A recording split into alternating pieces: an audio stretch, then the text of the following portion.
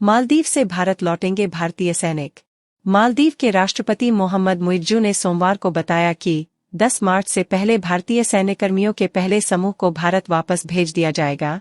वहीं 2 विमानन प्लेटफॉर्म पर काम कर रहे शेष भारतीयों को 10 मई तक वापस भेजा जाएगा। संसद में अपने संबोधन के दौरान मुइज्जू ने कहा कि उनका मानना है कि मालदीव के अधिकांश लोग इस उम्मीद के साथ उनकी सरकार का समर्थन करते हैं कि वे देश से विदेशी सैनिकों को हटा देंगे। इसके साथ ही उनका लक्ष्य खोए हुए समुद्री क्षेत्र को वापस पाना है। मुइज्जू ने कहा कि उनकी सरकार ऐसे किसी भी राज्य समझौते की अनुमति नहीं देता है जो देश की संप्रभुता से समझौता करें। 17 नवंबर को राष्ट्रपति पद की शपथ लेने के बाद ही मुइज्जू ने भारत से 15 मार्च तक अपने 88 सैन्यकर्मियों को वापस बुलाने की अपील की थी।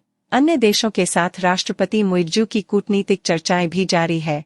मुइज्जू ने कहा, हमने भारत से सैन्यकर्मियों को मालदीव से वापस बुलाने की अपील की है।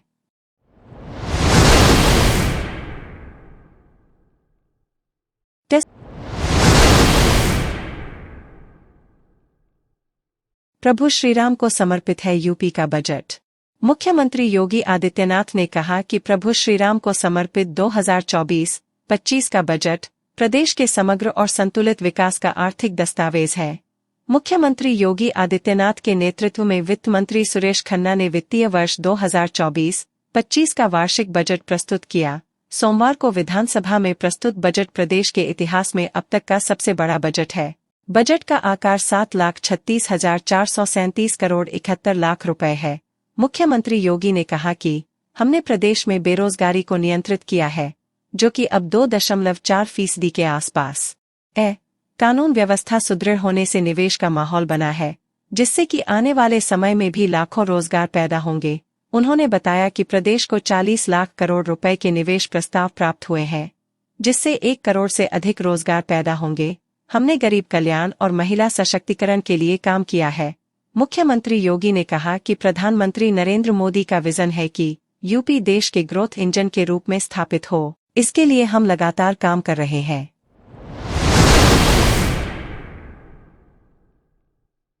वित्त मंत्री ने राज्यों को कोष न देने के आरोपों को बताया गलत।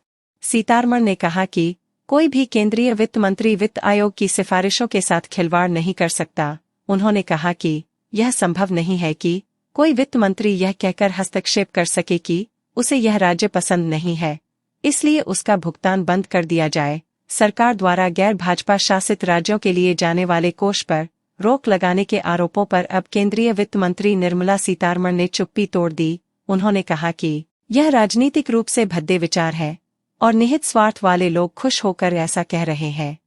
दरअसल कर्नाटक सरकार ने केंद्र पर धन नहीं देने का आरोप लगाया है।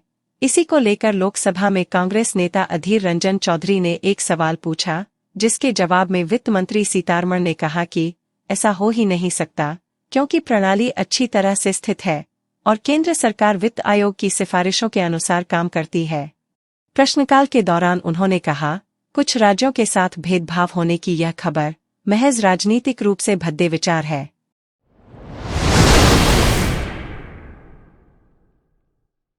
कांग्रेस ने सीबीआई की चुप्पी पर उठाए सवाल। रिजर्व बैंक ने पेटीएम पेमेंट बैंक पर 29 फरवरी 2024 के बाद काम करने पर रोक लगा दी है। अब इसे लेकर कांग्रेस ने निशाना साधा है। कांग्रेस नेता सुप्रिया श्रीनेत ने कहा कि रिजर्व बैंक ने पेटीएम पेमेंट बैंक को प्रतिबंधित कर दिया है और 29 फरवरी के बाद उसका कोई अस्तित्व नहीं रहेगा। रिजर्व बैंक ने कई गंभीर आरोप लगाए हैं। साल 2017 से अनियमितताएं हो रही थी। जब आरबीआई ने इस मामले में मनी लॉन्ड्रिंग के आरोप लगाए हैं, तो फिर सीबीआई इस पर चुप्पी क्यों साधे हुए है? नहीं, मेरे पास सबूत होने का मतलब नहीं है। इस देश के बैंकिंग रेगुलेटर आरबीआई ने पेमेंट पेटीएम बैंक को प्रतिबंधित किया है और 29 फरवरी के बाद उसका कोई वजूद नहीं रहेगा। और मेरा अपना मानना है कि जिस तरह की अनियमितताएं सामने आई हैं, चाहे वो केवीआईसी का उल्लंघन हो, चाहे वो अनुपालन रिपोर्ट जो गलत दी गई हो, चाहे वो एक एक पैन कार्ड हजारों अकाउंट से लिंक्ड हो, चाहे वो जो आशंका आरबीआई ने जताई है मनी लॉन्ड्रिंग की, ये बड़े सीरियस चार्जेस है। लेकिन इस पर सरकार का क्या रवैया है? ये अनियमितताएं अब समझ में आ रहा है कि 2017 से चल रही थी। 7 साल की एक लंबी ढील क्यों दी गई पेटीएम पेमेंट बैंक को? किसके इशारे पर होता है? क्यों? क्योंकि पेटीएम पेमेंट बैंक के जो संस्थापक हैं वो मोदी जी के बहुत बड़े भक्त हैं, वो उनके साथ खूब सेल्फी खिंचाते हैं, उनके बारे में ऐड देते हैं। खुद प्रधानमंत्री, ये सारे आक्षेप जब चल रहे थे उसके बाद भी पेटीएम की पैरवी अपनी इलेक्शन रैलीज में करते हैं, कहते हैं जो मोदी नाम की पिक्चर बनी है उस पर 200 रुपए कैशबैक मिलेगा अगर आप पेटीएम से टिकट खरीदेंगे। तो ये रिश्ता क्या है? और हर बार जब मोदी जी के चहेतों के खिलाफ ऐसे आरोप आते हैं तो एजेंसियां शिथिल क्यों पड़ जाती हैं? सवाल आज सिर्फ एक है कि मनी लॉन्ड्रिंग की आशंका आरबीआई ने जताई है तो ईडी हाथ पर हाथ धरे आज क्यों बैठी है? इस बात का जवाब तो प्रधानमंत्री और सरकार से ही मिलेगा।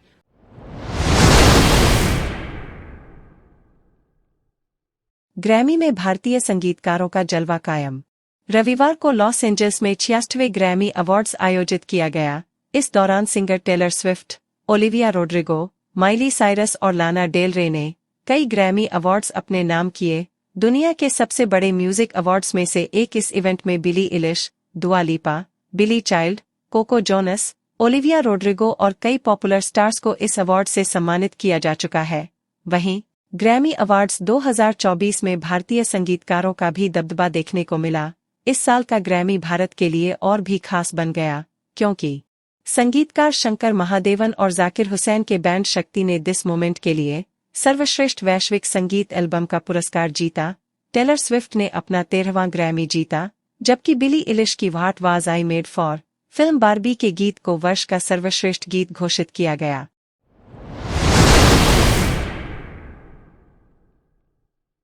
टीएमसी ने पीएम मोदी पर उठाए सवाल। प्रधानमंत्री नरेंद्र मोदी आज राष्ट्रपति के अभिभाषण पर लाए गए धन्यवाद प्रस्ताव पर संसद में जवाब देंगे।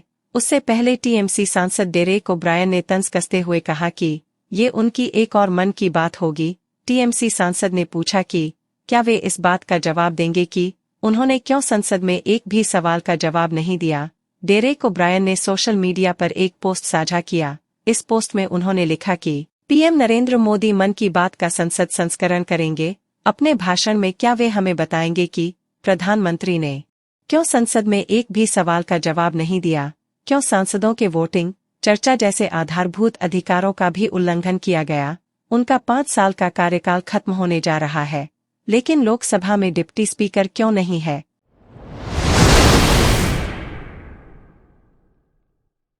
राइज अगेंस्ट कैंसर ऐप किया गया लॉन्च। ग्लोबोकैन के आंकड़ों के अनुसार हर साल लगभग 13 लाख लोगों में कैंसर का पता चलता है। आंकड़ों की गंभीरता समझते हुए आईसीएस ने अगले 1 दशक में कुल वयस्क आबादी के 50% लोगों तक पहुंचने का मिशन बनाया है। भारत में कैंसर से लड़ने वाले सबसे बड़े एनजीओ इंडियन कैंसर सोसाइटी ने एक अभूतपूर्व mobile app rise against cancer पेश कर विश्व कैंसर दिवस मनाया। मेड इन इंडिया ऐप का मकसद कैंसर मुक्त भारत बनाने के लिए जानकारी की कमी दूर करना, जागरूकता बढ़ाना और संबद्ध समुदायों को एकजुट करना है। इस अभियान में Rajiv Gandhi Cancer Institute and Research Centre और रोश प्रोडक्ट्स प्राइवेट लिमिटेड ने भी अपना समर्थन दिया।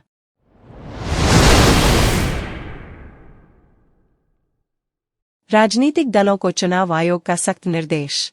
लोकसभा चुनाव से पहले निर्वाचन आयोग ने सोमवार को राजनीतिक दलों से पोस्टरों एवं पर्चों में प्रचार के लिए किसी भी रूप में बच्चों का इस्तेमाल करने से मना किया है।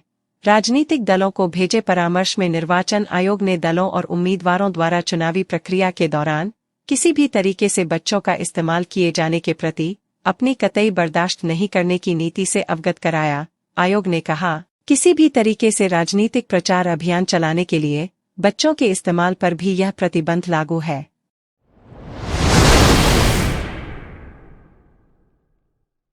दिल्ली के महावीर एनक्लेव स्थित दशरथपुरी में नटरांजलि द्वारा ऑल इंडिया ड्राइंग कंपटीशन व एग्जीबिशन का आयोजन किया गया, जिसमें अलग अलग राज्य पंजाब, हिमाचल प्रदेश, उत्तराखंड, हरियाणा, उत्तर प्रदेश, असम, बंगाल के अलावा देश के हर हिस्से से काफी संख्या में बच्चों ने भाग लिया और अपने हुनर का प्रदर्शन किया। वहीं इस मौके पर आयोजक का कहना था कि हर बच्चे में कुछ न कुछ अलग टैलेंट होता है, उन्हें कई बार मौका नहीं मिल पाता है और उनका हुनर नहीं निखर पाता है। नटरांजलि ड्राइंग कंपटीशन व एग्जीबिशन का आयोजन कर रहे हैं, जिसमें ज्यादा से ज्यादा बच्चे को पार्टिसिपेट करने के लिए मोटिवेट किया जा रहा है।